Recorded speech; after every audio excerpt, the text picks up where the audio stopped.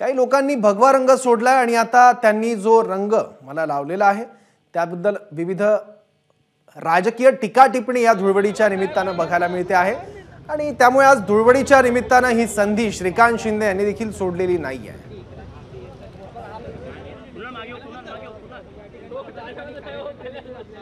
मला वाटतं काही लोकांनी जे आहे हे भगवा रंग सोडलेला आहे।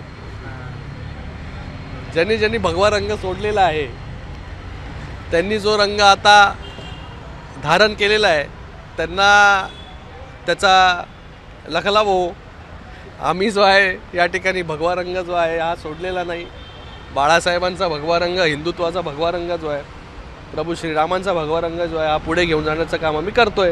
तर मी सगळ्यांना रंगपंचमी निमित्त खूप खूप शुभेच्छा देतो। तुम्हा पत्रकारांनाही खूप खूप शुभेच्छा।